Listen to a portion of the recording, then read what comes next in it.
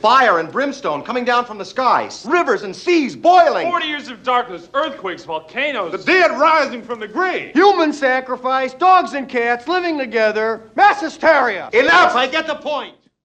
Welcome back to Thinking Critical. This is Wes. Got a special guest here today, Kneon from Clownfish TV. Many of you know he was a former artist for Disney for several years. He's been a critic of the comic book, the entertainment industries. Wanted to talk about a few things that kind of cross over between the two. So I really want to say thank you, Kneon, for showing up and talking a little bit about the MCU and kind of what we're seeing right now.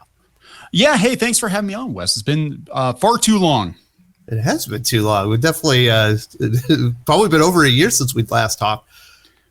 So we're getting into the stage in the MCU where we're starting to see a lot of these characters that we saw in all new, all different, and Marvel Legacy. They're starting to come in and take over the mantles. We've got Falcon Cap already. We know that they've signed a deal for him, Anthony Mackie, to play Captain America in another movie.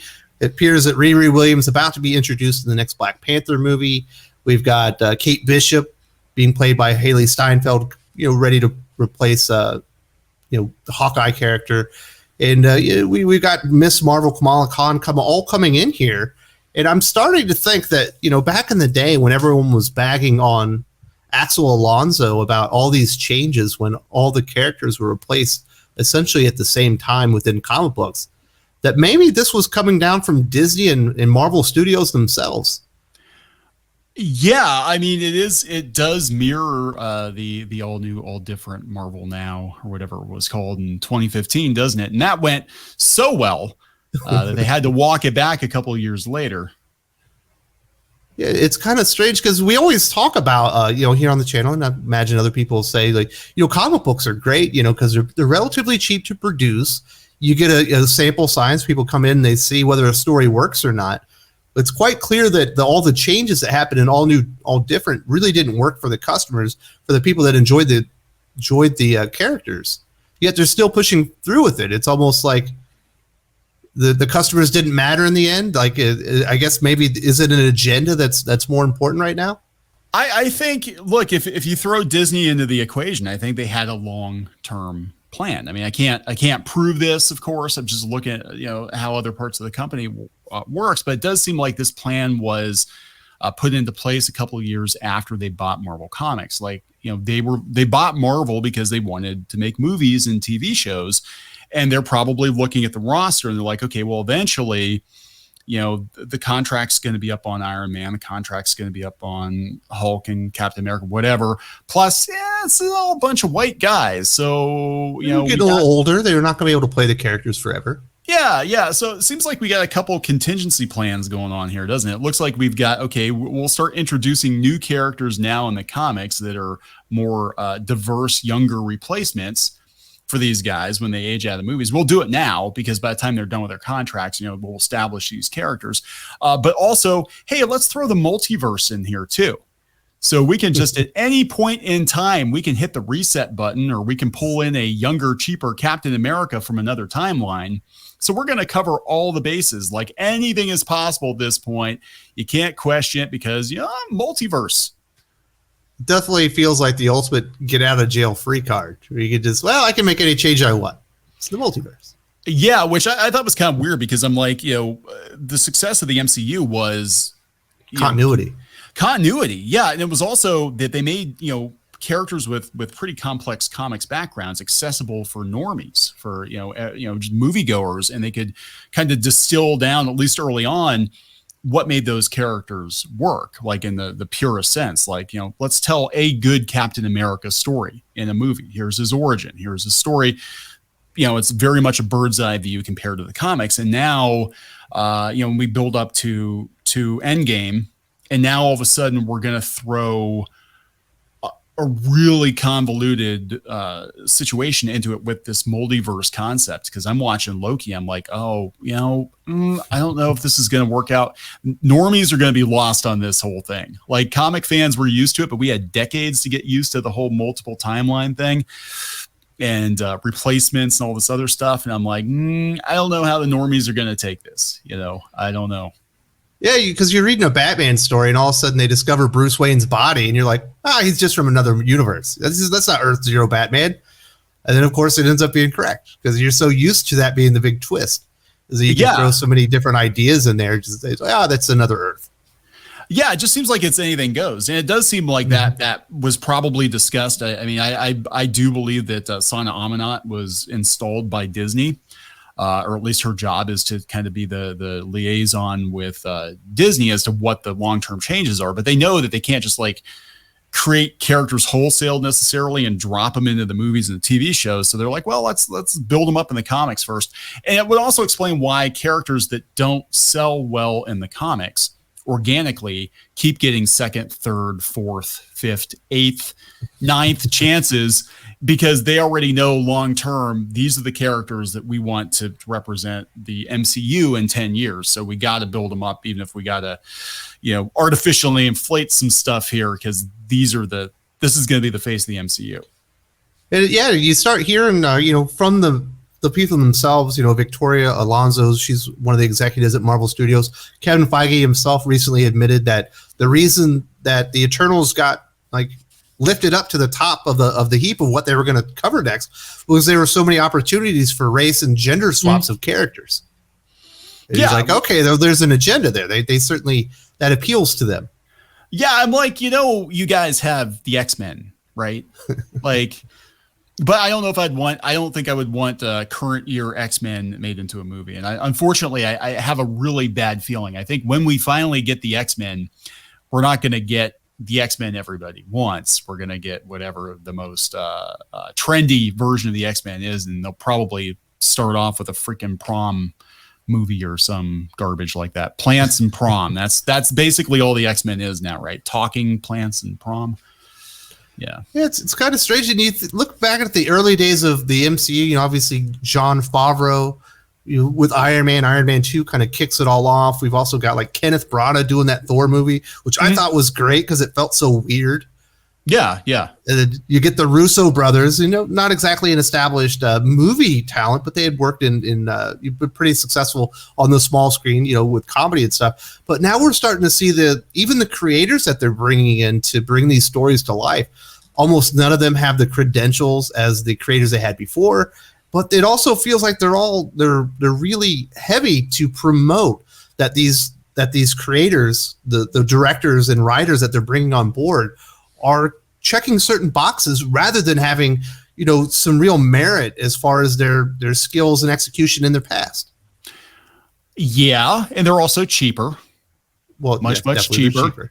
But yeah, I mean, this is all about the trend in Hollywood now, where I don't know. I think meritocracy has kind of gone to the wayside. Not saying that, clearly not saying that diverse people can't have the skills necessary to create amazing. No, Ryan Coogler is great. Of course, he had some real hits on his hand before he got to show up in Black Panther.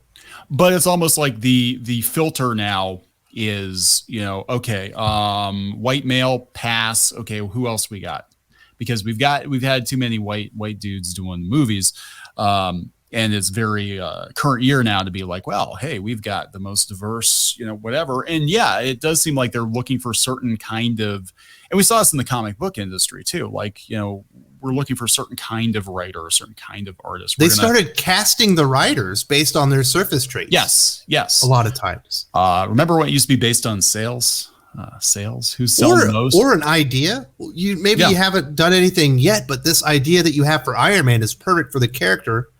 Let's give you a shot. You're not going to do that with Batman or Spider-Man, but on some of these, maybe B or C list kind of characters that don't always have the great sales, you could get an opportunity on something. And if you have a great idea to pitch, but you can tell there's no ideas being pitched. It's almost like they're pitching the character to the creators. We would love you to do this because you can bring an authentic voice to it or something. No, that's exactly what's going on. I do. I think that I do think that that's what's going on with the big two now. They don't have submissions departments anymore. That used to be a thing. Now they basically go out and recruit. Oh, this person did YA, literature.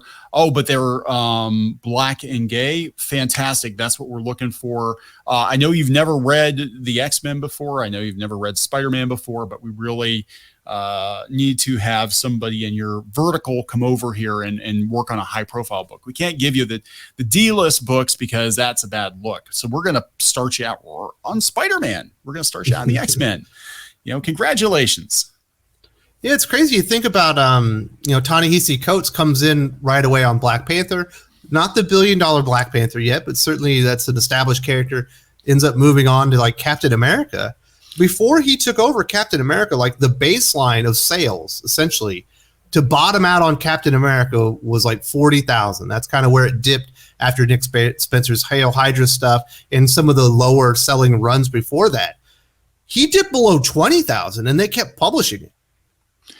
Yeah, because it's a bad look. Again, this is all about the optics, and the comic sales don't matter really. It's Disney at this point. Now, I've heard a couple things. I know when we first got into covering this kind of stuff years ago, I was actually working for a Disney news blog. I was an editor there, and we started with a partner, and I started covering the comics thing, and we were hearing from people at Disney that they're like, yeah, comic books to us mean less than t-shirts. Like we make less. It's marketing. Yeah, it's marketing. But basically, if you want to introduce these characters to the MCU, you gotta be like, oh, hey, this popular comic book character, Riri Williams, we're finally bringing her because fans have demanded it. We're finally bringing her to the big screen. And that's kind of the mindset I think they have going forward.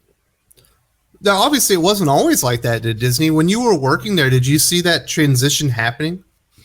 Where maybe they weren't, in favor of just creating the best entertainment for children. And almost, I have to watch a lot of Disney materials because my kids are young. Like I could see a lot of it is what characters will be able to use to promote our message.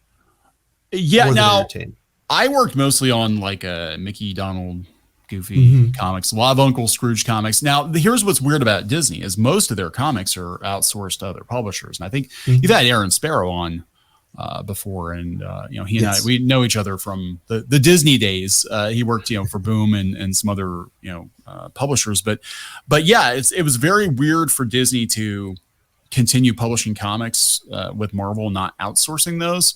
And I'd heard at one point that they were testing the waters to outsource the Marvel comics. I think that's what prompted the IDW test, where they started saying a couple of titles over there, Captain America and Captain Marvel and whatever. I think they were fishing to see if they could trust IDW with it, and I think they kind of dropped the ball. So, plus they're looking at IDW right now, their financial situation. They're like, yeah, we can't put our eggs into this basket. Yeah, usually it was the licensees answered to, a lot of times it was Italy. It was either in Italy or in Scandinavia. They had companies that ran most of, like Egmont was over in Scandinavia. And, but they would, they answered directly to Disney. And Disney really didn't care that much about the comics, I'm going to be honest. I think the licensees, license holders, cared more about the comics a lot of times than Disney did. Just as long as you weren't off brand, you weren't making them look bad. A lot of times they really didn't micromanage that much unless you asked them for input. And then at that point they felt like they had to do something, Yeah, I know Aaron's in the past said that, there was a lot of red tape. It took a while to get things approved. Yeah. And really the biggest issues you had if you were going to do something too strange with the character, or if your story arc, like in the comic, was too similar to something they had future plans for, maybe in a movie or a cartoon or something. Yeah, I think that happened with, I'm trying to remember with The Incredibles. I know Mark Waid actually did The Incredibles comic, and people were like, why don't you just use that instead of doing Incredibles 2? But yeah, it was very weird. It was very hit or miss. It depended on who was in charge of that particular group of characters. But everything I had heard when I was working there toward the end, and I actually walked away from it because I'm like, I'm not getting paid enough. I literally can't do this anymore. My family's going to starve. Was that the comic books to Disney did not mean as much as other merchandise, because the margins were higher on T-shirts, the margins were higher on mugs, that sort of thing. And they just kind of did comics because other people wanted to take a chance on comics. The licensee always took the chance. You paid Disney, like Disney did not lose in that deal. You paid Disney a fee. And then they got royalties on top of it, and you took all the risk, just to be able to use their characters. So they really didn't have anything in it. But yeah, with Marvel, it's just kind of a weird thing because, I caught early on that like Marvel does not behave like a Disney owned company, especially when it came to the social media presence of, a lot of their writers and whatever, going on rants on Twitter. It's like, this isn't Disney. Disney does not allow you to do this. Even when I worked as a freelancer on the comics, I had to sign paperwork with Disney that I wouldn't go out there and, run at the mouth and disparage them or whatever, Yeah, it's crazy. It almost feels like maybe Disney feels they're too big to fail and they can kind of do whatever you want. We've seen it with Lucasfilm. We've seen it with Marvel Studios. Do you think they just haven't bought into the Disney culture, or do you think it's the Disney culture that's changed along the way? I think Disney culture has changed for sure. I mean, I've heard this from, the older guard that have worked at Disney for a long time. The culture has changed. I think it's being dictated more by, at least down in Florida, even they're getting, mandates from California now. It's so weird, when you get into political discussions, just a couple of years ago, I used to do a lot of the media events and stuff that they would have. And in Florida, I remember distinctly everybody going out for dinner, and we were all sitting around the table, all these Disney employees, and they're all talking about Tucker Carlson, how much they like Tucker Carlson and Fox News. And I was like, whoa, that's not what I expected. But I would say 9 out of 10 people sitting around that table who were Disney employees were absolutely conservative. They were in Florida. They're conservative. I know there are more conservative people working in California too. They just keep their mouths shut because they know better. But I think that, the culture at Disney has definitely changed, and that could have been, on Iger's watch. They don't seem to value experience as much as they used to. So they're getting a lot of younger people in, and younger people come in fresh out of college. They got ideas from college. They have difference of opinions politically, and they're going to come in and they're going to try to change it up, and I am seeing that. Like I noticed a lot of the PR and marketing people, you'd be hard pressed to find anybody that was over like 25. And it used to be that these were people that were there for decades, and all of a sudden now you've got, the one instance I remember very clearly. I'm like, I remember you. Where do I remember you from? She's like, oh, when I was an intern, I was over with you guys over at Animal Kingdom. We were doing that shoot over there that one time. I'm like, yes, that's where I remember you from. And now you're in charge of social media marketing. Wow. That was like a year and a half, 2 years ago. Quite the ascent. Yeah, so I think that's part of it too. Is just they're getting younger people in, and I don't know. It's crazy. I thought with everything that happened with the pandemic, with the amount of losses that they were having, with having to shut down the parks, having to shut down the cruises, no movies coming out. Really, the majority, I think, of their income that was probably coming in was from new subscribers. Disney Plus or whatever. That they were going to put a renewed focus moving forward on what's going to be most marketable, what's going to be, the mass audiences are really going to eat up. But now that I'm starting to see, some of the things that they're announcing, it's like, it feels like this has been a permanent change. And I don't see them going back to, we want to put out the best entertainment that the most people can enjoy, period. Yeah, I don't know if because that's like the situation with Splash Mountain too, right? Like hardly anybody complained about Splash Mountain.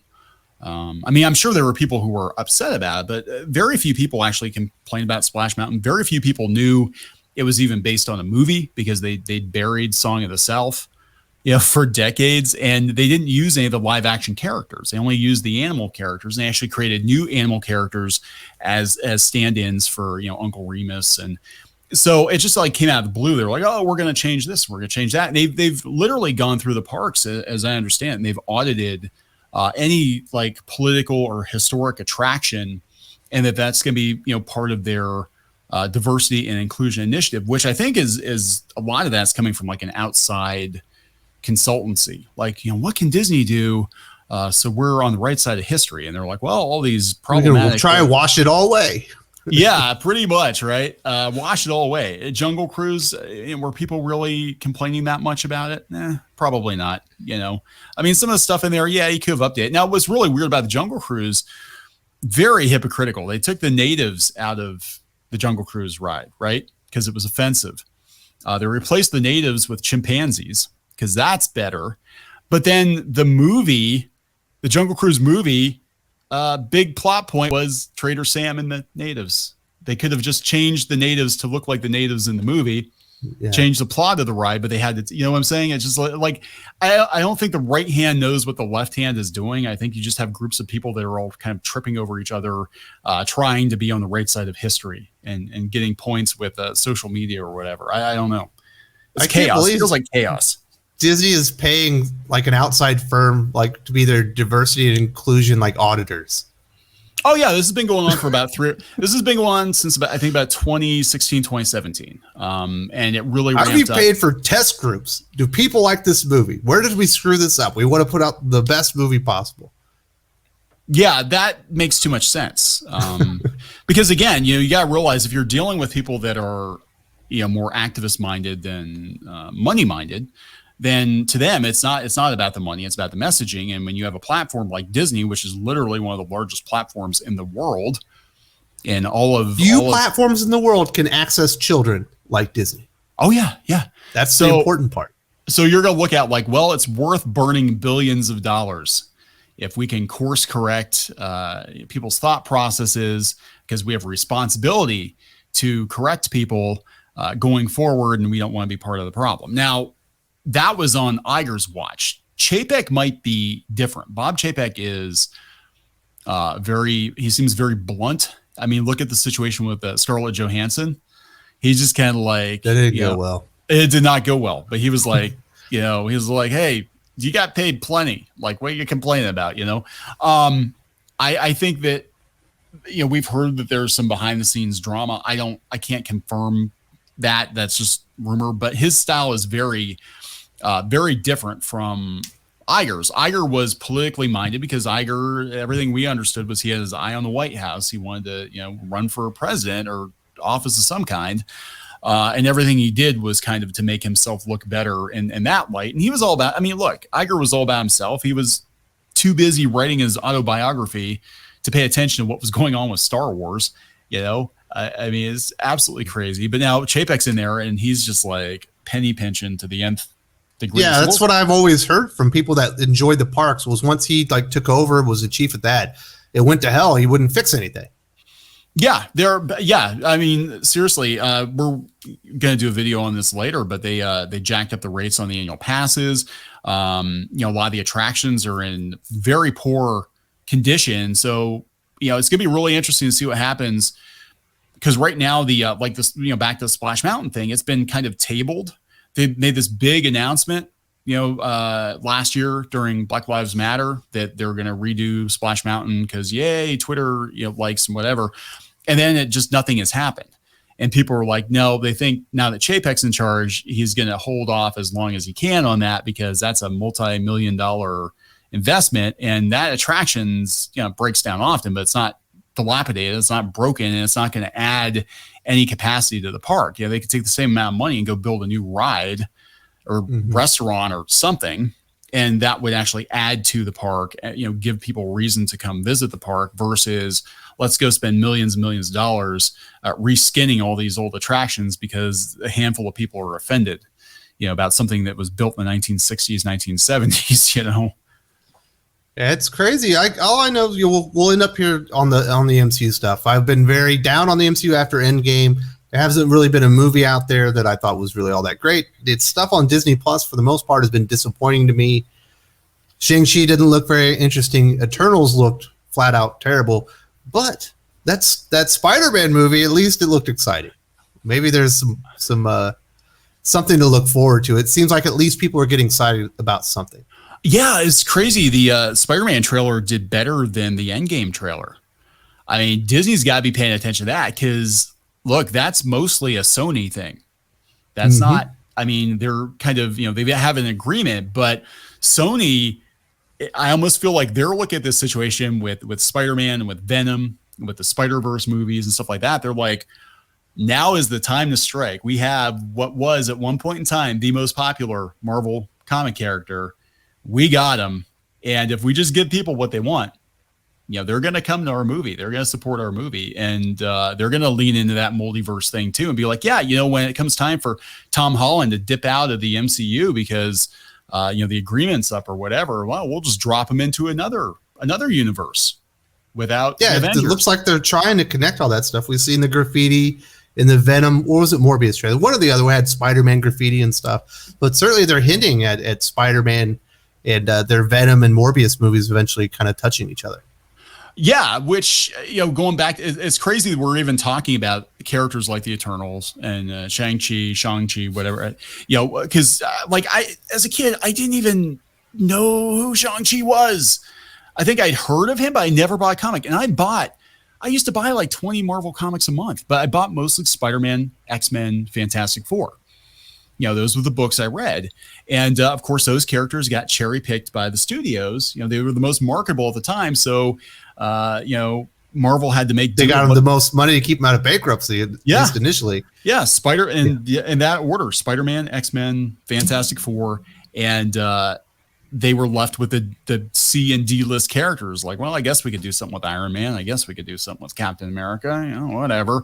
So to see them blow up and be like, this is Marvel. Iron Man's the star of the Marvel universe. It's like, what? If you would have told me that when I was 15 years old, reading those comics, that Iron Man was going to be the face of the Marvel movies, I'd be like, you're smoking crack. Where's Wolverine? Well, the good thing for Marvel was, if you look at like their best stories ever, Avengers has a huge chunk of it. Oh yeah. Fortunately for them. Yeah, but I mean, I was an 80s, 90s kid, so I was all about. It's all X-Men. It's all X-Men. It was like, oh my god, I think when it was like 5 X-Men books a month, but they were all actually pretty good. Now it's like Prom and Plants. I don't know what the hell's going on. I tried weird. I'm just like, I can't even follow this. It's not exciting. It's just a bunch of people talking.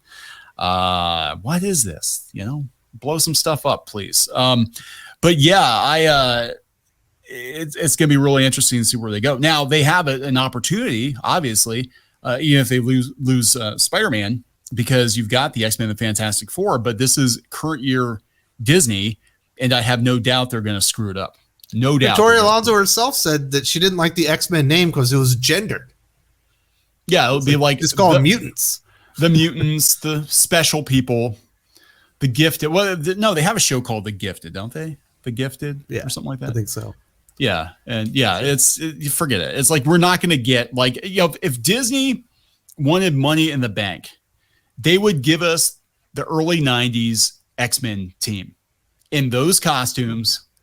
You give us proper Rogue. You give us. It would separate it right from the Fox universe with those. Absolutely, and give us an orchestrated version of the cartoon theme song to seal the deal, and money in the bank. If you dropped a trailer like that, it would rival that Spider-Man trailer. But they're not going to do that. They're going to do something ridiculous, and it's going to be driven by our diversity and inclusion guidelines.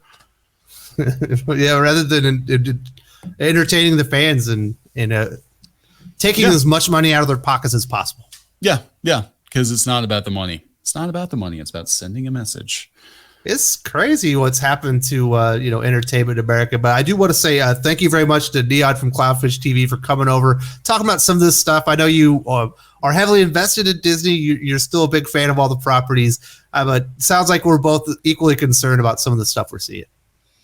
Oh yeah, no, it's appreciated. Yeah, it's concern. Like, look, geeks wouldn't talk about this stuff ad nauseum if emphasis on the nausea, if it didn't actually mean something, right? They're like, they just want to hate. It's like, look, there are a lot of things in this world that they're worth hating a lot more than a stupid Captain Marvel movie or whatever. It's just that looking at this is like we have so much of our lives tied up in these characters in this universe, and then to see it just within a couple of years just go up in smoke the way that it has, it's kind of a bummer.